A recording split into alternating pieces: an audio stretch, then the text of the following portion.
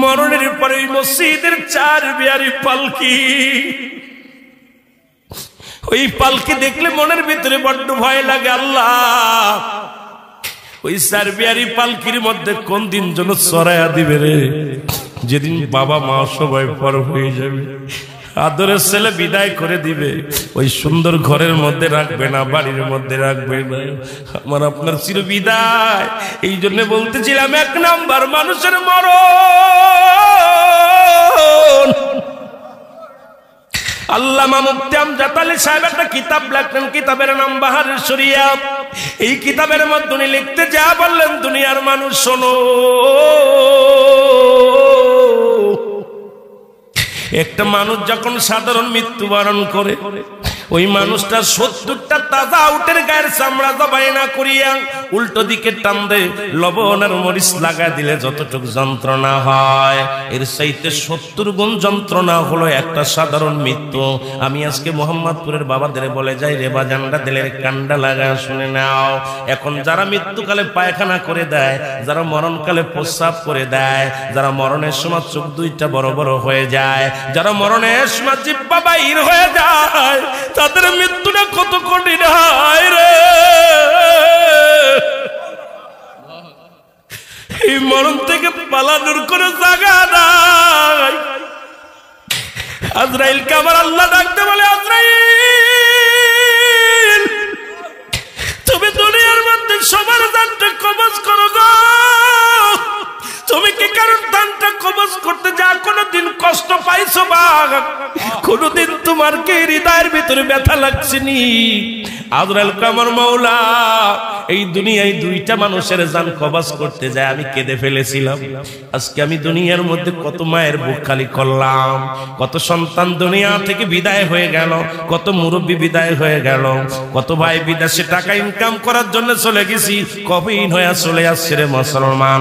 পৃথিবীর মধ্যে যাওয়া আসার সিরিয়াল আছে, যাওয়ার কোনো সিরিয়াল নাই। দেখা যায় সন্তানের লাশ বাবার কাঁধে। আজকে এখানে যারা বসে আছেন অনেকেই বাবা মায়ের লাশটা কাঁধে নিচ্ছেন। ওই বাবার লাশটা তারা কাঁধে নিছে রে, ওই সন্তান জানে বাবার লাশটা কত ভারী, মার লাশটা কত ভারী। আমরা বাদানরা অনেকেই নাতির লাশটা কাঁধে নিছেন, আবার অনেকের দাদার লাশটা কাঁধে নিছেন। আসার একটা সিরিয়াল আছে, যার কোনো সিরিয়াল নাই। দেখা যায় দাদা জিন্দা, নাতি নাই। দেখা যায় বাবা জিন্দা, সন্তান নাই। সন্তান জিন্দা, বাবা নাই। কি কখন চলে যাব কেউ বলতে পারি না। জোরে জোরে চিল্লায় বলো আল্লাহু আকবার। আমার আল্লাহ বলে, আজরাইল রে ওই 2টি লোককে তুমি একটু বলতে পারোনি যেটা আমার রাসূল আকরাম সাল্লাল্লাহু আলাইহি ওয়াসাল্লাম জিগাইতেছিলেন কথাটা। বলে, আল্লাহর নবী, মায়ার নবী গো, আপনার আমি কি বলবো? আমার আল্লাহ পাক হুকুম দিলে আমি কাউকে 1টা সেকেন্ড দেরি করি না, 1টা মিনিট দেরি হয় না, সঙ্গে সঙ্গে পড়ে যায়। তবে আল্লাহ পাকের হুকুম তালিম করতে যা 2টা জায়গা আমি চোখের পানি ফেলেছি। আজরাইল রে তুমি কোন 2টা জায়গা চোখের পানি ফেলছ? বলে, হুজুর একটা জায়গা, 1 নাম্বার হলো একদিন সমুদ্রে যখন একটা মা তার সন্তান প্রবাহিত দুনিয়ার মধ্যে প্রসব করলো, এই দুনিয়ার মধ্যে ডেলিভারি হলো, আর জাহাজটার সঙ্গে সঙ্গে ডুবে সব মানুষ মারা গেল। মা জননী ওই একটা তক্তার উপরে সন্তান তারে রাখিয়া, যখন একটা ছোট্ট কাঠের উপরে সন্তান তারে রাখলো, রাখা পর মা জননীর জানটা আমি কবজ করেছিলাম। ওদিন আমি আজরাইল চোখের পানি ছেড়ে দিলাম। আল্লাহ তোমার মহিমা, আল্লাহ তোমার হুকুম তালিম করতে যাইয়া এই সাগরের মধ্যে বাচ্চাটা ডেলিভারি হলো। আজকে বাচ্চাটারে বাঁচায় রাখলা, বাচ্চার মারে তুমি বিদায় করে দিলাম। আর একটা দিন আমি কেঁদেছিলাম, সাদ্দাত যখন জান্নাত বানাইলো। এ দুনিয়ার মানুষ শুনে নাও, হুদ আলাইহিস সালামের কাছ থেকে শুনিয়া জান্নাতের বিবরণ হযরত ওই তৎকালীন জামানায় বনি ইসরাঈলের নবী হুদ আলাইহিস সালাম ওনার কাছ থেকে শুনিয়া সুন্দর জান্নাত খানা বানানো হলো। সাদ্দাত নিজেই জান্নাত বানালো, বানায়া একটা পা দেওয়ার জন্য অনেক অনুনয় বিনয় করেছিল। আমি আজরাইলের কাছে অনেক অনুনয় বিনয় করেছিল, কিন্তু আল্লাহর হুকুম একটা পা তারে জান্নাতের মধ্যে ঢুকতে দিতে পারি নাই, দিই নাই। ওদিন আমার কান্না এসেছিল, অনেক মায়া লেগেছিল। আমার নবী বলে, আজরাইল রে ওই 2টি লোককে কি চেনো? তুমি জেনে রাখো, ওই 2টি লোকই একই লোক। ওই সাগরের মাঝে যখন ডুবে গেছিল, মা মারা গেল, বাবা মারা গেল, ওদিন যে বাচ্চাটাকে আমার আল্লাহ বাঁচিয়ে রেখেছিল, ওই বাচ্চাটাই বড় হয়ে হয়ে সাদ্দাত বাদশা হয়েছিল, আল্লাহ তার রাজত্ব দান করেছিল, কিন্তু আল্লাহর সঙ্গে নাফরমানি করেছিল। শুনে নাও রে আজরাইল, ওই দুটি লোক কি লোক? জোরে জোরে চিল্লায়া বলা যাবে না আল্লাহু আকবার। একসময় বাদ জোটে না, আজকে ছেলে মেয়ে লেখাপড়া করে চাকরি বাকরি করতেছেন, অনেক কিছু পাইছেন, কিন্তু আল্লাহর সঙ্গে নাফরমানি শুরু করেছেন।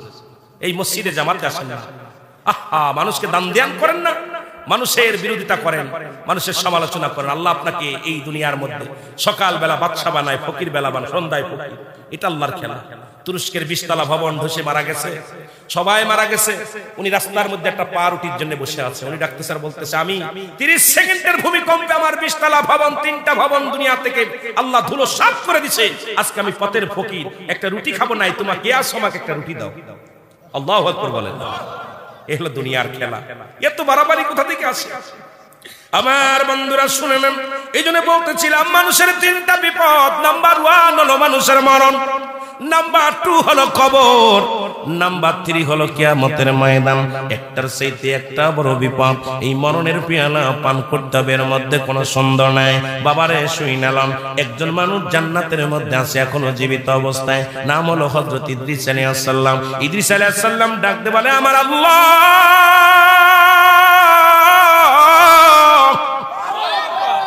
তুমি আমার জান্নাত দিছো, জান্নাতের কেই প্রশংসা করে শেষ করতে পারি না। তোমার বান্দার জন্য এত সুন্দর জান্নাত বানাইলা। আল্লাহ ইদ্রিস রে, আমার জান্নাত পেয়ে কি তুমি হ্যাপি হয়েছো, খুশি হয়েছো? আমার ইদ্রিস আলাইহিস সালাম বলে, আল্লাহ খুশি হয়েছি, তবে আমার একটা কষ্ট পাই। কি কষ্ট? কষ্টটা হলো আমার মৃত্যু যন্ত্রণা। এই মরণের সময় আমার তুমি মৃত্যু যন্ত্রণা দিয়েছি।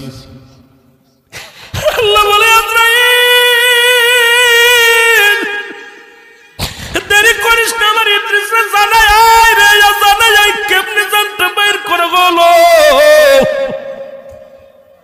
ইদ্রিস আলাইহিস সালামের কাছে আজরাইল সালাম দিয়ে বলে, হুজুর আপনি কেন কাঁদেন? বলে, আজরাইল রে, আগে বলো আমার জানটা কেমনে বাইর হয়েছিল। আজরাইল বলে, হুজুর মায়ের বুকে দুধ খাইতে খাইতে সন্তান যেমনি ঘুমায়া যায়, আপনার জানটা আমি এমনি বাইর করেছি। আপনাকে আমি কষ্ট দিই নাই, আপনার শুধু বুকের উপরে হাতটা রেখেছি। আমি আজরাইল সবার জান কবজ করতে দুনিয়া আসি না। আমি আসমানে থাকে আমার মাথা, জমিনে থাকে আমার পা। আমি দানবের আকৃতি হয়ে যায়। যখন আমি আজরাইল ওই মানবের সামনে দানব আকৃতি হয়ে যায়, আমাকে দেখে তার কলিজাটা ফেটে যায়। সারা পৃথিবীর পানিও যদি তখন তার গালে দেয়া হয় রে, তৃষ্ণা মেটে না। সারা পৃথিবীর মানুষ যদি সান্ত্বনা দেয়, বাতাস দেয়, তার কলিজা ঠান্ডা হয় না। নবী গো, শুধু আপনি আল্লাহর মাহবুব বান্দার জানটা বাইর করার জন্য আমি আজরাইল জমিনের মধ্যে নেমে আসি। আপনাকে আমি কোনো কষ্ট দিই নাই। বাদান রে, এবার বাদান কি ডাকতে বলে? ইদ্রিস আলাইহিস সালাম ডাকতে বলে, আজরাইল, এই সহজ মৃত্যু যদি এত কঠিন হয়, যাদের সঙ্গে তুমি জোরাজুরি করো, যাদেরকে তুমি কষ্ট দাও, যাদের জানটা বাইর করার সময় প্রস্রাব পায়খানা করে দেয়, অনেকের জিহ্বা বাইর হয়ে যায়। কত মানুষকে জানাজা পড়লাম, কত মানুষের গোসল করাইলাম, বাবারে অনেকে পায়খানা প্রস্রাব করে দেয় জানটা বাইরের সময়।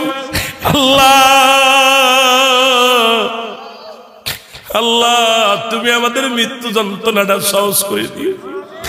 আল্লাহ, যেদিন আজরাইলকে পাঠাইবা, নসিবে কালেমা পড়া দিও, সেদিন দয়াল নবীর চেহারা বড় কায়না বানা দিও গো।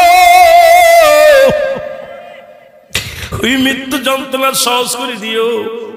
এই জন্য বলতেছিলাম বাবা, 1 নম্বর বিপদ হলো মানুষের মরণ, 2 নম্বর বিপদ হলো কবর, 3 নম্বর বিপদ হলো কিয়ামতের ময়দান। একটার পরে একটা বিপদ। আল্লাহ আমাদের সমস্ত বিপদ থেকে উদ্ধার করো আজকের মাহফিলের খাতিরে। জোরে বলেন আল্লাহু আকবার। আমার মরণ আসিবে কখন কেউ তো জানি না, আমার মরণ আমি চলে যাব, আমায় তোমরা ভুইলা যাইও না। আমি চলে, একটু সামান্য ইকো দেন। আমি চলে যাব আমায় তোমরা ভুইলা যাইও না আমার মরণ আসিবে। আব্বারে কত মানুষ নামাজের মধ্যে মারা গেছে, ঘরে ঘুমায় আছে, ঘুমের মধ্যে মারা গেছে। ঘুমের মধ্যে কত মানুষ কচুয়া বাজারে যায়, চাঁদপুরে যায়, মরা লাশ হয়ে বাড়ি ফিরে। কি কখন মারা যাবে কেউ বলতে পারেনি, এখান থেকে কেউ বেঁচে থাকবো। আজকে রাত আমরা কাটতে পারি। মানুষের মৃত্যু হয় দুইটা টাইম, একটা রাত একটা দিন। হয় মৃত্যু হয় দিনের বেলা, না হয় দিনের রাতের বেলা। রাত শেষ, রাত এখন প্রায় অর্ধরাত হয়ে গেল আমার বাজানেরা। আর দিন তো শেষ করেছি, আমরা মৃত্যুবরণ করি নাই। আল্লাহ কখন কারে নিয়ে যাবে কেউ আমরা বলতে পারি না। এই জন্য আওয়াজ বলেন আমার মরণ আসিবে কখন কেউ তো জানি না, আমার মরণ। এই পৃথিবী চিরদিনই থাকার জায়গা নয়, অন্ধকার কবর যে তোমার আসল ঠিকানাই রে মানুষ, অন্ধকার কবর যে তোমার। এই আমি চলে যাব আমায় তোমরা ভুইলা যাইও না, আমি চলে আমার মরণ আসিবে। আমি বলতেছিলাম দুনিয়ার মানুষ শুনে নাও, এ দরদি বন্ধুরা, বলতেছিলাম কুল্লু মান আলাইহা ফান, সব কিছু শেষ করে দিবে আমার আল্লাহ। আল্লাহ বলে যেদিন রে বান্দা দুনিয়ার সব কিছু শেষ হয়ে যাবে, সেদিন থাকবো শুধু আমি আল্লাহ, আর আমি থাকবো আমার নবীর ভালোবাসা নিয়ে। জোরে বলেন মারহাবা। কি নিয়ে থাকবে আল্লাহ? আল্লাহ থাকবে আমার নবীর ভালোবাসা নিয়ে গো। সেই নবীর ভালোবাসার দরকার আছে কি না? ওয়া আরসালনাকা ইল্লা রাহমাতাল লিল আলামিন।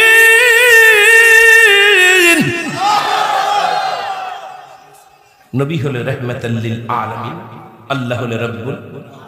আল্লাহ বলেন আমি থাকবো আমার নবীর ভালোবাসা নিয়ে। কার ভালোবাসা নিয়ে? আরো জোরে বলেন কার ভালোবাসা নিয়ে? আল্লাহ থাকবে আমার নবীর ভালোবাসা নিয়ে। আমরাও থাকতে চাই নবীর ভালোবাসা নিয়ে। নবী বলতেছেন আল বেদায়া নেহার ৪র্থ খণ্ড ৫৫৭ পৃষ্ঠা, জামি সগীর প্রথম খণ্ড ১৮২ নম্বর পৃষ্ঠা। আলেম ওলামারা ভালো করে লেখেন, রাবি হলো আব্দুল্লাহ ইবনে মাসউদ রাদিয়াল্লাহু তাআলা হতে বর্ণিত। নবী বলেন হায়াতি খায়রুল লাকুম আমানায়াতি খায়রুল লাকুম। বাদান ভালো করে কিতাবটা ভালো করে লেখে নেন। কিতাবের নাম আল বেদায়া নেহা, ৪র্থ খণ্ড ৫৫৭ পৃষ্ঠা, জামিউস সগীর প্রথম খণ্ড ১৮২ নম্বর পৃষ্ঠা। আল্লাহর নবী ডাকতে বলে উম্মতিরা রে,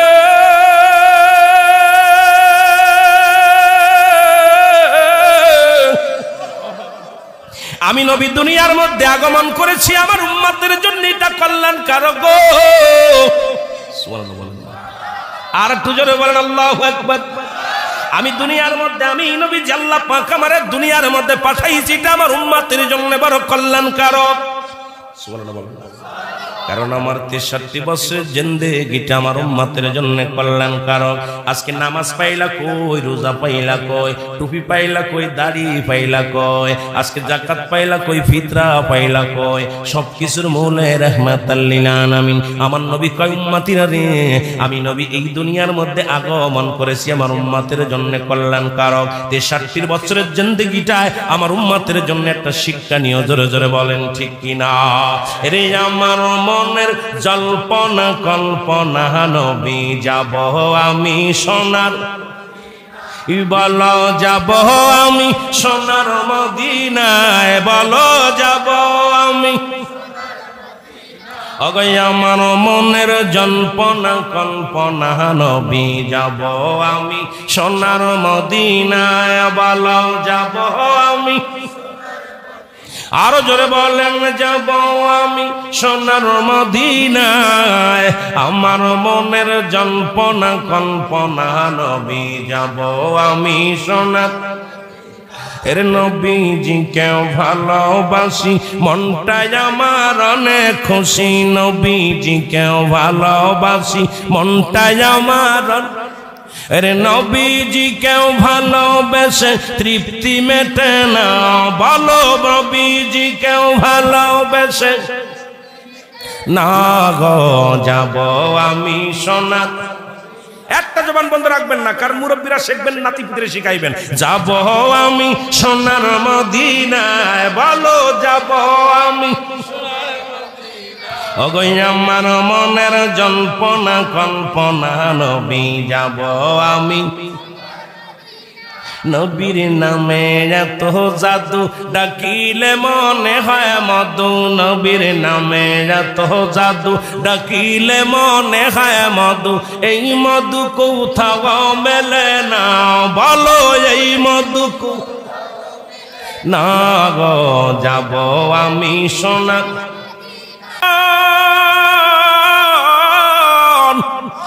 আমার নবী বলে মামা আয়াতি খায়রুল লাকুম গো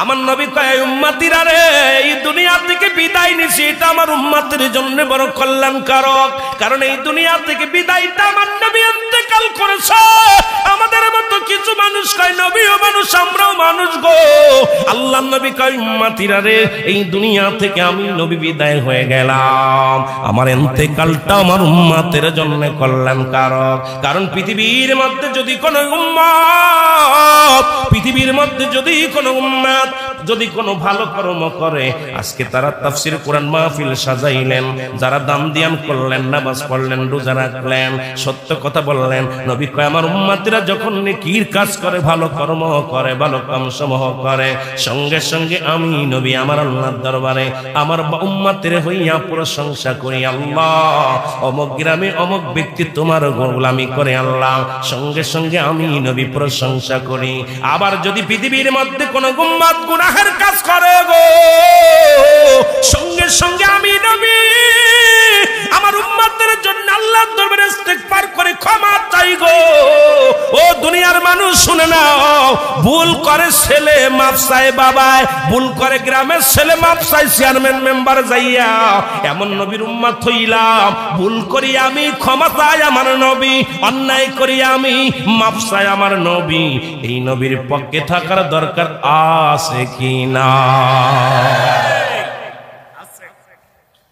এত কি বুঝাইব রে তোকে রে যারা বেফরিদ চলিস বাবা নবী বলতেন হায়াতি খায়রুল লাকুম আমার হায়াতের জিন্দেগি ও মামা হায়াতি খায়রুল লাকুম আমার ইন্তেকাল আমি নবী বিদায় নিছি এটা উম্মতের জন্য কল্যাণ নবী আমি দুনিয়ায় আসছি এটা আমার উম্মতের জন্য কল্যাণ আজকে মাহফিলটা হয়েছে আপনার জীবিত মানুষের জন্য উপকৃত হবে যারা কবরে শুয়ে আছে তাদের জন্য উপকৃত হবে আমিন জীবিত মানুষগুলো কিছু অজানা কথা শিখতে পারবে যারা কবরে চলে গেছে তারা কিছু দোয়ায় শরীক হতে পারবে কথা কয় না দুইটা মানুষের জন্য উপকার যারা চলে গেছে এলাকারবাসী কবরবাসী যারা যে দেশে গেলে বিচার হয় যেটা বলেন ঠিক কিনা এর দয়াল নবী তুমি গুণমণি পাপীদেরকে তাড়াইতে গো নবী পাঠাই মাওলা কাদের গোনি গো নবীজি মায়ার নবী তুমি গুণমণি একটু মহব্বতে বলেন দয়াল নবী তুমি গুণমণি বলেন দয়াল নবী রহমতে আলম গো নবী আপনি সর্বগুণের গুণী গো নবীজি আপনি সর্বগুণের গুণী দয়ালের দয়াল তুমি গো নবী তুমি পারের কান্ডারি গো নবীজি মায়ার নবী তুমি গুণমণি একটু মহব্বতে বলেন দয়াল নবী তুমি গুণ মোহাম্মদপুরের আশিকান ফেলি চোখের পানি গো নবীজি ফেলি চোখের পানি মরণের আগে নবী গো নবী একবার দেখা দিও তুমি গো নবীজি, মায়ার নবী তুমি গুণমণি, বলেন দয়াল নবী। নবী দেখতে চান না? আওয়াজ কমে গেল কেন? দেখতে চান না? আহা, কবরে হাসরে মিজানে ফুলসিরাতে নবীজিকে চাই, জোরে বলেন ঠিক কিনা? এ মুসলমান, যদি দেখতে চান, খাতুনে জান্নাত মা ফাতেমার একটা কথা মনে পড়ে গেল গো। আল হাসান আল হুসাইন অসুস্থ হয়ে গেলেন। অসুস্থ হয়ে যাওয়ার পর মা ফাতেমা হযরত আলী দুজন মানত করলেন, আল্লাহ, কলিজার টুকরা সন্তান দুটি অসুস্থ, আল্লাহ তোমার কাছে ফরিয়াদ করি, সন্তান দুটি যদি ভালো হয় আল্লাহ, যদি তুমি তারে সুস্থ করে দাও, তোমার কাছে ফরিয়াদ করি আল্লাহ, দয়া করে মায়া করে। সব বাপ মা চাই, তোরে কোন ঠিক কিনা? বাবা মা চায় না? যদি কোনো বাপ মার সন্তান যদি দুনিয়া থেকে মারা যায়, মা কলিজার মধ্যে দেখছি আঘাত মারে, আর আল্লাহ তুমি আমার নিয়ে যাও, আমার ফুলার দিয়া যাও। আব্বা কয় আমার কলিজার টুকরা দিয়া যাও।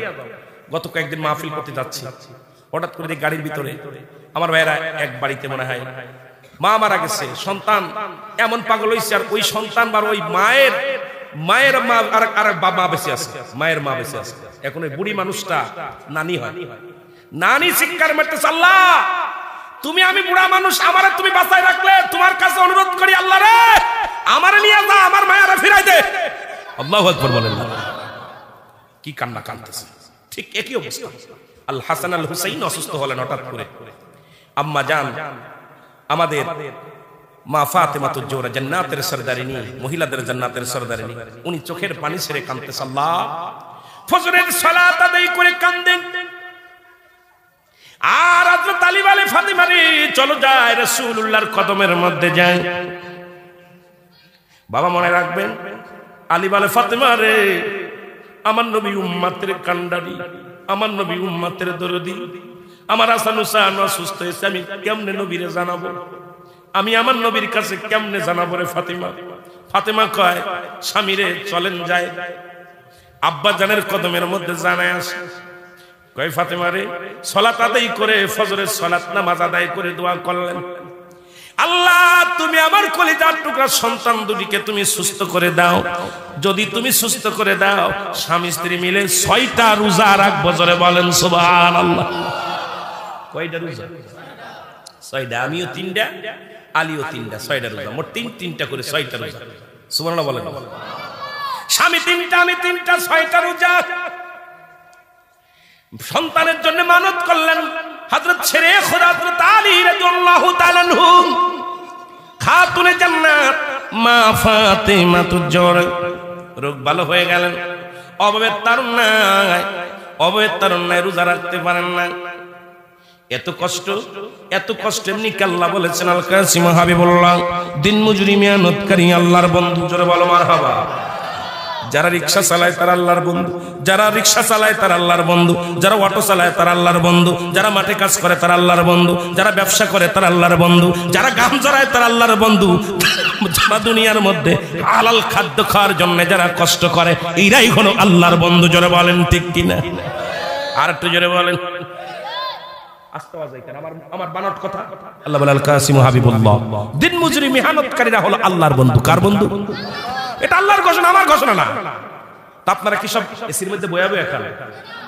মাঠে কাজ করেন না, ব্যবসা করেন, এরপরে অটো চালান, রিক্সা চালান, গাড়ি চালান, ভ্যান চালান, কষ্ট করেন। এক কথায় যারা মেহনত করে গায়ের ঘাম ঝরায় এরাই হলো কার বন্ধু? আল্লাহর বন্ধু। নামাজ পড়ে হবেন নাকি নামাজ ছেড়ে দিয়ে? কথা কন। কইতে পারেন বন্ধু যেহেতু হয়ে গেছে আর নামাজ পড়ার দরকার নাই। আমার বন্ধুগান শোনালাম, খাতুনে জান্নাত রোজা রাখবে, কয় স্বামী ঘরের মধ্যে কোনো খাবার নাই, আপনি একটা কাজ করেন, আমার জন্য একটা কাজের ব্যবস্থা করেন। যেহেতু আপনি প্রতিদিন কাজে যান, প্রতিনিয়ত ব্যাগটা লইয়া সকালবেলা আলী বাইর হয়, সন্ধ্যার সময় শূন্য ব্যাগ নিয়ে বাড়ি আসে, কোনো মানুষ তারে কাজ দেয় না, কোনো কাজ উপায় না, সন্তানও অনাহারে, স্ত্রীও অনাহারে, স্বামীও অনাহারে, চোখের পানি সেরে সেরে কান্দে, ডাক দে বলে, স্বামী রে, অস্বামী যেহেতু আপনি কাজ পান না, পাশের থেকে কোন ধনির বাড়ি থেকে কি নিয়ে আসেন, পশম নিয়ে আসেন। আমি পশমের সুতা বানাবো, পশম দিয়া সুতা বানাইব। এই সুতা বানাইয়া আমি যেই রুজি হবে সেই রুজি দিয়ে আমি রোজা রাখবো, কারণ আপনি রোজা রাখবেন। আমরা আটা নিয়ে আসবেন, কি বানাবেন, ময়দা বানাইয়া। এই ময়দা দিয়া রুটি বানাইয়া দুজন মিলে খাবো এবং রোজা রাখবো। কারণ মানত আমার সন্তানের অসুখ সেরে গেছে, এখন আমার মানত পুরা করা লাগবে। এই নিয়ত করিয়া যখন আলী গেলেন, পাশের বাড়িতে, পাশের এলাকার মধ্যে, মহল্লার মধ্যে এক ধনির কাছ থেকে এক বস্তা পশম নিয়ে আসলেন। মুসলমান 3 কাচ্চা আটা দিবে, একটা বিনিময়ে 3 বার কাজটা শেষ হবে, মানে 3 চা পরিমাণ আটা দিবে। এইটা তার প্রতিজ্ঞা করে নিয়ে আসলেন। আটা কি করলেন, প্রথম দিন রোজা রাখলেন পানি খাইয়া। মা ফাতেমাতু জোহরা আর আমার বাজানরে, যিনি হলো বাজান, যাকে আল্লাহ পাক আমার নবীজি যারে মা বলেছেন, যিনি জান্নাতের মহিলাদের জান্নাতের সরদারিনী হবেন, আল হাসান হুসাইনের মা, তিনি না খেয়ে পানি খায় রোজা রাখে। বাবা সামনে রোজার মাস আসতেছে, ভালো করে খেয়াল করবেন। এই পানি খাইয়া রোজা রাখলেন, সারাদিন ভরে কি করলেন, সুতা এড়াইলেন, সুতা গুলো দিয়া এই পশম দিয়া সুতা বানাইয়া বললেন আপনি আটা আনলেন, আটা দিয়া 3টা রুটি বানাইলেন। মুসলমান শুনে নাও, 3, 4, 5টা রুটি বানাইলেন। 5টা রুটি বানাইলেন, 2টি রুটি একটা হাসান রাদিয়াল্লাহু তাআলা খাবে, একটা হুসাইন খাবে, একটা শেরে খোদা হযরত আলী, আর একটা খাবে ফাতিমা, আর একটা রুটি আমার ঘরে করতেন সেই লোকটা খাবে। 5টা রুটি অলরেডি কমপ্লিট। জোরে জোরে বলেন আল্লাহু আকবার। এই 5টা রুটি সন্তানের 2টি সন্তানকে দিলেন, সন্তানের দিয়া দিলেন। 2 ছেলে খাইলেন, বাড়ির কাজের যিনি ছিলেন উনিও খাইলেন। 3টা শেষ থাকলো 2টি রুটি। এই 2টি রুটি নিয়ে ইফতারের জন্য যখন আজান পড়ে গেছে, ইফতার করার জন্য যখন গালে দিবে, শেরে খোদা হযরত আলী রুটির এক কোণা সিরিয়া যখন খানা খাইতে গালে দিবে, এমন সময় একজন মুসাফির ফকির এসে বলেন, হে আল্লাহর নবীর আহলে বায়াত, আমি গরিব মানুষ, আজ কয়টা দিন খানা খাই নাই, আমি ক্ষুধার্ত অবস্থা আছি, যদি কিছু দিতেন তাহলে আমি প্রাণটা ভরে খেতাম। আমি বড় আশা করে আল্লাহর নবীর আহলে বায়াতের ঘরে আমি হাজিরা দিয়েছি, যদি পারেন আমাকে কিছু খাবার দেন। হযরত আলী একটা দড়ি ধরে চলে গেলেন স্বামীর স্ত্রীর কাছে, ফাতেমা রে, ভিখারি ঘরের দরজায় হাজির হয়ে গেছে, বলো কি করব? ভিখারিকে কি করবো, আমরা তো সারাদিন না খেয়ে আছি। ফাতেমা কয়, স্বামী খানা না খেয়ে আছি, আমরা পানি খেয়ে ইফতার করবো, রুটি 2টা ভিখারিকে দিয়ে দেন। সঙ্গে সঙ্গে রুটি 2টা ভিখারিকে দিয়ে দিলেন। ওদিন পানি খেয়ে রোজা রাখলেন, রোজা ভাঙলেন এবং 2 রাকাত নামাজ পড়ে আল্লাহর দরবারে চোখের পানি ছেড়ে কাঁদলেন, অনাহারে রইলেন। দ্বিতীয় দিন একই অবস্থা। দ্বিতীয় দিন আবার যখন 5টা রুটি বানাইলেন, 3 জনকে 3টা দিলেন, 2টি রুটি নিয়ে বসে গেলেন। দরদি বন্ধুরা, কেমন ইসলামের বাণী, ইসলামের দাওয়াত, ইসলামের বাদান মর্মনতা আমার একটু জানার দরকার, আপনাদের সবারই জানার দরকার। রুটি নিয়ে আবার যখন ইফতার করবে নিয়ত করে বসেছেন, এমন সময় একজন মুসলমান এতিম, যার মা নাই, যার বাবা নাই, আল্লাহর নবীর আহলে বায়াতের ঘরের সামনে হাত ছাড়লেন, নবীর আহলে বায়াত, আমি এতিম, আমার মা নাই, আমার বাবা নাই, আমি অনাহারে আছি, আজ কটা দিন না খেয়ে আছি, যদি একটু কিছু দিতে আমি খাইতাম। ফাতেমা কয়, স্বামীরে দেরি করবেন না, এই রুটি 2টি নিয়ে দেন। কয়, আমরা তো না খেয়ে আছি। কয়, না খেয়ে থাকলে আমরা কিছু হবে না, পানি খাবো। সঙ্গে সঙ্গে 2 জন পানি খেয়ে ইফতার করলেন। রুটি 2টা এতিম সন্তানের হাতে তুলে দিলেন। এতিম সন্তান রুটি 2টি খাইয়া চোখের পানি ছেড়ে কানলেন, আল্লাহ তোমার দরবারে ফরিয়াদ করি, আল্লাহ যিনি রুটি দান করলো তাকে তুমি দুনিয়া আখিরাত 2টা জায়গায় মর্যাদাবান করে দিও। জোরে জোরে বলেন মারহাবা। তৃতীয় দিন যখন ওই পশম দিয়ে আরো দড়ি রশি বানাইলেন, সুতা বানাইলেন, বাকি অংশটা নিয়ে আসলেন। আবার যখন রুটি বানাইলেন, আবার 2টি রুটি নিয়ে আবার বসলেন। বাবা, এমন সময় একজন যুদ্ধক্ষেত্রে, যুদ্ধের ময়দানে যাইয়া আহত ব্যক্তি আসে, হাফাত ঘরের দরজায় হাজির হয়ে গেলেন। ডাকতে বলে, আল্লাহর নবীর আহলে বায়াত, তোমার ঘরে আমি আছি, আমাকে সুন্নতে ফিরাও না। আমি যুদ্ধের ময়দানে গিয়েছিলাম, আমি সর্বসন্ত হয়ে গেছি, সব হারায় ফেলেছি, আমার স্ত্রী পুত্র পরিজন হারায় ফেলেছি, আমার হাত পেতে খাওয়ার জায়গা কোথাও নাই, আমাকে যদি কিছু দিতে। আমার হযরত আলী আর ফাতেমা পরামর্শ করে, স্বামীরে আজকেও কি করো, আজকেও দুটি দিয়ে দাও। কিন্তু ফাতেমা তো কথা বলতে পারে না, এত ক্ষুধার্ত অবস্থায় আছে। ছেলে খোদা হযরত আলী ক্ষুধার্ত অবস্থায় আছেন। রুটি দুইটা দিয়ে দিলেন, রুটি দিয়ে আবার পানি দিয়ে ইফতার করলেন। এ মুসলমান শুনে নাও, এদিকে একবার দুনিয়ার মুসলমান শুনে নাও আমার ভাইরা রাহমাতুল লিল আলামিন।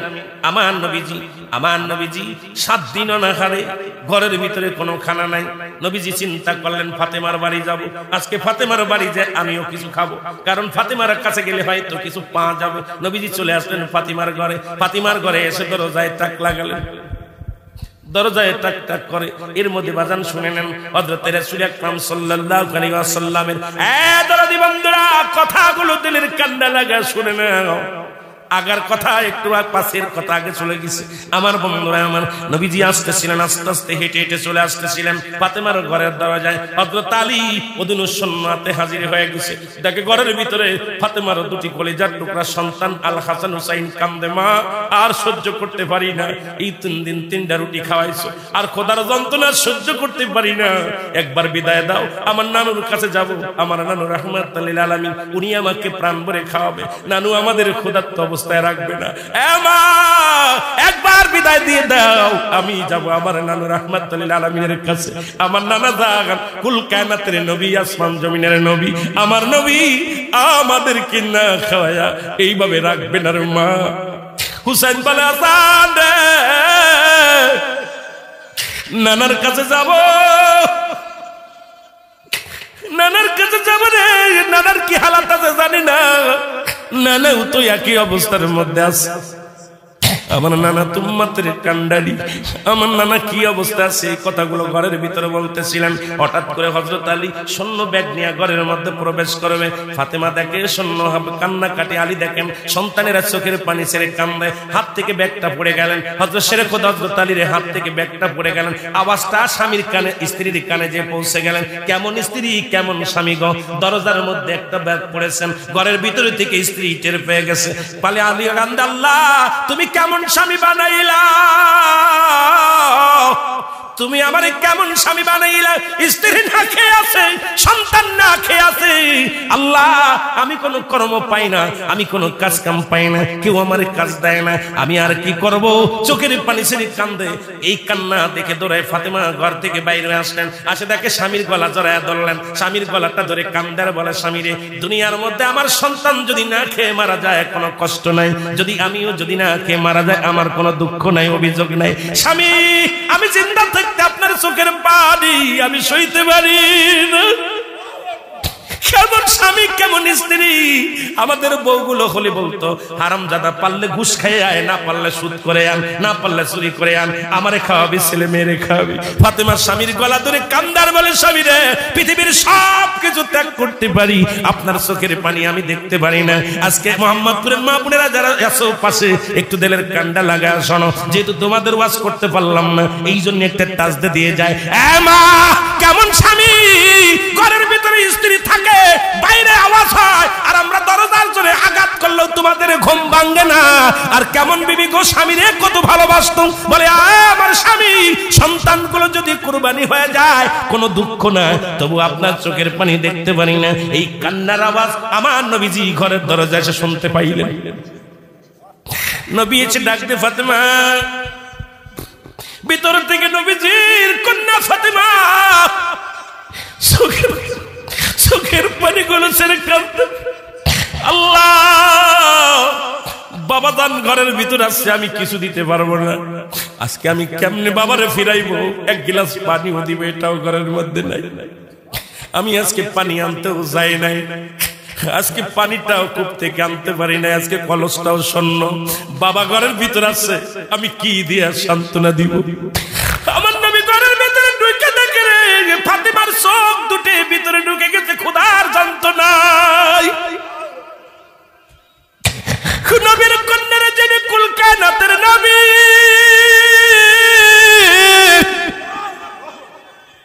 তাকা দেখে হুসাইনের চোখ দুটি ভিতরে ঢুকে গেছে, আলীর চোখ দুটি ভিতরে ঢুকে গেছে। নবীর আর বুঝতে বাকি নাই, নবী কালী রে ফাতেমার ধৈর্য ধারণ করো এই দুনিয়ার মধ্যে। ও ফাতিমা তুমি চিন্তা করো না, আমি খাবারের জন্য আসি নাই, আমি খাবারের জন্য আসি নাই, আমি আসছি তোমাদের দেখার জন্য। হুসাইন একটা দড়ি চলে আসলেন, হাসান একটা দড়ি চলে আসলেন। নানু ভাই আসছে, নানু রে তুমি কিছু আনছো নি হাতে করে? নানু, নানু গো তুমি আসছো বাড়িতে বেড়াইতে আসছো, নানু কিছু আনছো? নবীর চোখ দিয়ে দর দর করে পানি ছেড়ে দিছে, দুইটা বুকের মধ্যে নিয়ে দুইটা কপালে দুইটা চুমা লাগা দিছে। দুটি চুমা লাগা দিয়ে বলে আমি আনছি রে নানু, তোদের জন্য আদর আনছি, ভালোবাসা আনছি, আর কিছু আনতে পারি রে।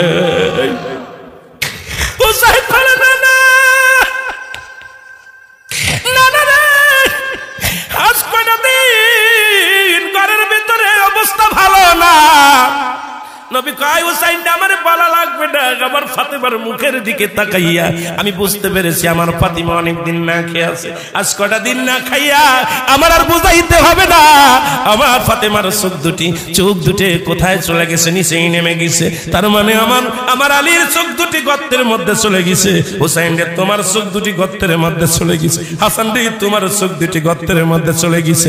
এ দুনিয়ার মুসলমান, এই হলো ইসলামের বিধান, আমার নবীর আদর্শ। আজকে আমার দেশের মানুষ, দুনিয়ার মানুষ শোনো, এই মালগুলো আজকে রাখছো কত ধনী, আমরা ধনীরা আছি, শুধু বছরকে বছর কোটি কোটি টাকার ধন সম্পদ অর্জন করছি। পাশের বাড়ির মানুষগুলো না খেয়ে মারা যায়, পাশের মানুষগুলো অনাহারে আছে, কত কষ্টে আছে, একবার খবর নিতে পারি না। আমার দেশের এত ধনী আছে যারা প্রতি বছর মদিনায় হজ করতে যায়, প্রতি বছর তারা কি করে বাজানে বাড়ি গাড়ি করে, আমেরিকা বাড়ি, লন্ডন বাড়ি, অথচ গ্রামের মানুষগুলো না খেয়ে মরে যায়। ইয়াউমাল কিয়ামতের ময়দানে কি জবাব দিবি রে মুসলমান? এই প্রতিবেশীর হক যদি আদায় না করে যায়, ও মুসলমান শুনে নাও, আমার দাদুরা শুনে নাও, আল্লাহর দরবারে আমাদের বিচারের কাঠগড়ায় যেদিন দাঁড় হয়ে দিবে, সেদিন কিন্তু জবাব দিতে পারবো না। জোরে জোরে বলেন ঠিক কিনা? নবীজি কাঁদতেছেন, ফেরেশতা এসে কয় হুজুর আপনি কাঁদছেন, আমি সদাই করে নিয়ে আসি। আমি যাব, আপনি হুকুম দেন, আমি যাইয়া ফাতেমার জন্য কিছু সদাই করে নিয়ে আসি। আল্লাহ নবী বললেন না, তুমি দাঁড়াও। ভিতর থেকে ফাতেমা শুনতে পারছে আলাপ, আব্বার সাথে আলাপ করতেছে এক মুসাফির। মুসাফির তো দাহিয়াতুল কালবের সুরত ধরে এসে গল্প করতেছে। ফাতেমা কয় আব্বা জান, কে আপনাকে আমার বাজার দিতে চায়? কে বাজার দিতে চায়? আহা, আমি তো মুসাফির না, উনি আমার বাজার দেবে কেন? সুবহানাল্লাহ বলেন না। আমি তো, আমার তাল্লা শক্তি দিচ্ছে, আমার স্বামীর তো শক্তি দিচ্ছে। আমার দেশের অনেক ভিখারীরা খালি ভিক্ষা নিয়ে পাগল হয়ে যায়। এ মুসলমান, নবীজি বললেন উনি তোমার জন্য, এই তোমার দাই কি আঙ্কেল বা অমুক চাচা তোমার জন্য বাজার করতেছে।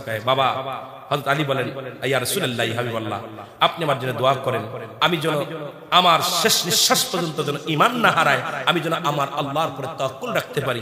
আমার খোদা খাওয়াইলে আমি খাই, না খাওয়াইলে না খাই, এই ঈমানের পর যেন আমার আহলে বায়ত থাকতে পারে, এই দোয়াটাই আমি চাই। জোরে বলেন সুবহানাল্লাহ। আরো জোরে বলেন, আরো জোরে বলেন। জিবরিল আমিন দৌড়ায় গেলেন বাজারে যাইয়া, বাজারে তো সুরত ধরছে, কথা বুঝলেন? এদিকে হোসেন রাদিয়াল্লাহু তাআলা আর হাসান রাদিয়াল্লাহু তাআলা নানার কাছে বারবার চায়, নানু ভাই কিছু দিবা না, কিছু দিবা না। এখন রাসূল পাক সাল্লাল্লাহু আলাইহি ওয়াসাল্লামের কাছে ওহী নাজিল হচ্ছে, অনেক ইতিহাস আমি অত বলতে গেলে সময় লাগবে। রাসূল সাল্লাল্লাহু আলাইহি ওয়াসাল্লামের কাছে ওহী নাজিল হচ্ছে, আর দাহিয়াতুল কালব উনি সূরা দইরা নবীজির কানে কানে বলতেছে, ইয়া রাসূলুল্লাহ এটা এই বৃত্তান্ত কথা বলতেছেন।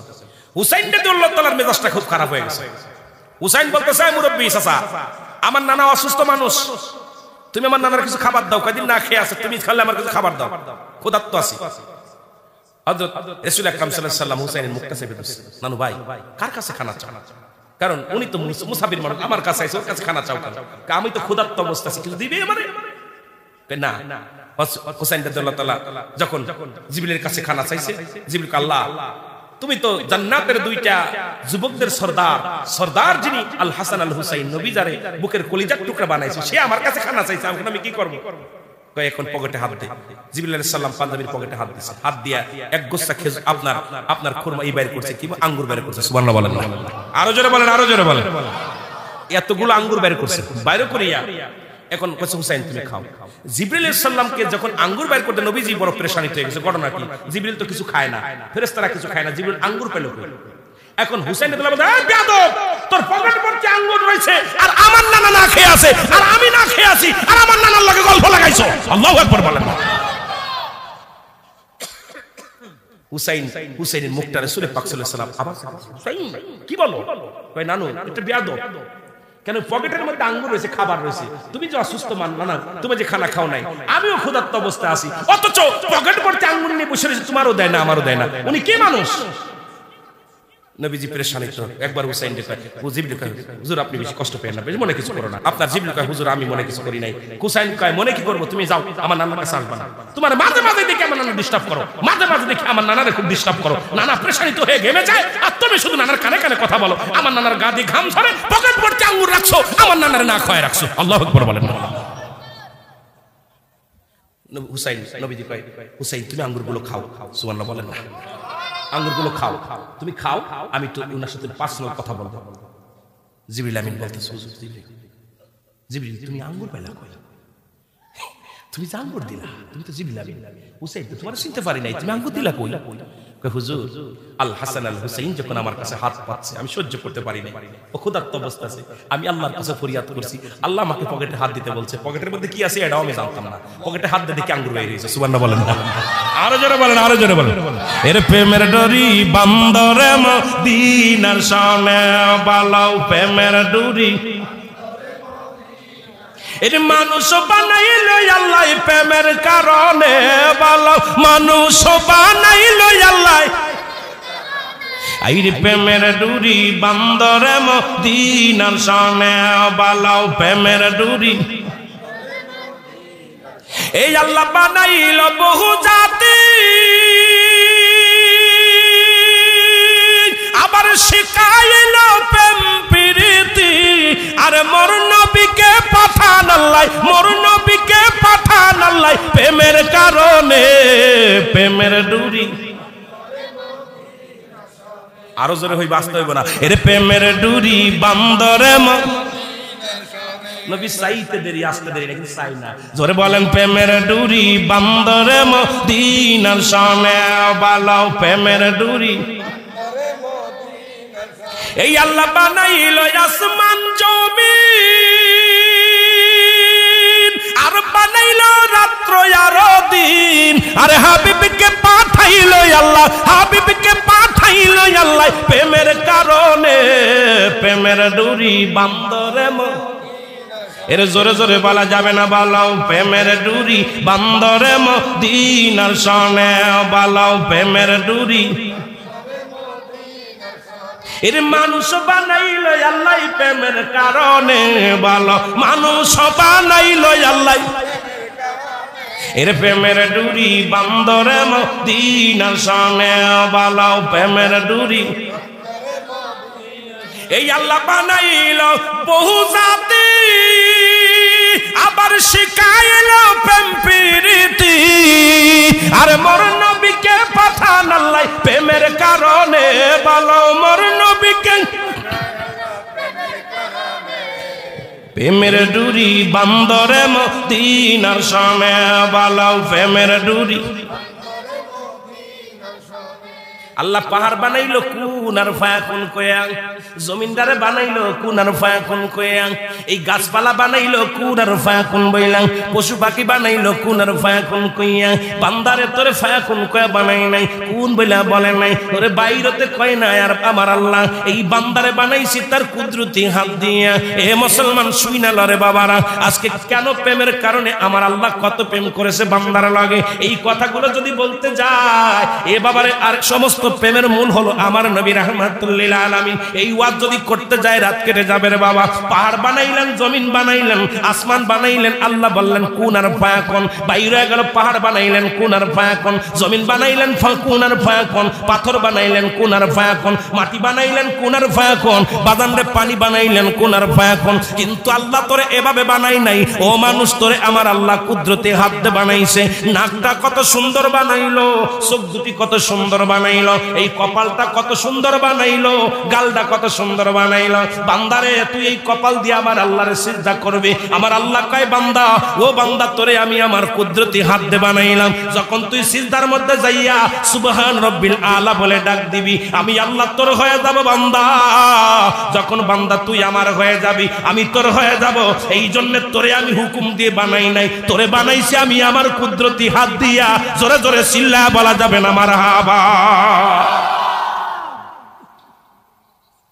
এ বান্দা মাটি বানাইছে হুকুম দিয়া, কোন আর ফায়াকুন, বাইর হয়ে গেছে। কিন্তু আপনাকে আমাকে আল্লাহ কুদরতি হাত দিয়ে নাকটা, গালটা, চোখটা, আহা কত সুন্দর বানাইছে। আর সবের মূল হলো রাহমাতাল লিল আলামিন। আল্লাহ বোঝার তৌফিক দান করুন। ওই জিবরিলের পদ্ধতি অনেক ওয়াজ এই জিবরিল আমিন। এরপরে জিবরিলের কাছে ক্ষমা চাইবো, নবীজি বলবে চাচা ভুলে গেছে, সুবহানাল্লাহ, ক্ষমা মাফ করবেন, নবী ভুলে গেছে। কিন্তু নবী পেরেশানি তো আছে, জিবরিল তো খানা খায় না। কথা বলছেন ওই যেখানে রাখলাম আল্লাহ দেবার বাসায় রাখে। অনেক ইতিহাস বলা যাবে এখান থেকে, কিন্তু এখন ওই পর্যন্ত গেলে ইতিহাস বলতে গেলে অনেক ওয়াজ চলে আসবে। এই জন্য আমার বাজানেরা, আল্লাহ এত সুন্দর করে বানাইছে, আমরা যেন সে আল্লাহর সিজদা করি। জোরে বলেন আমিন।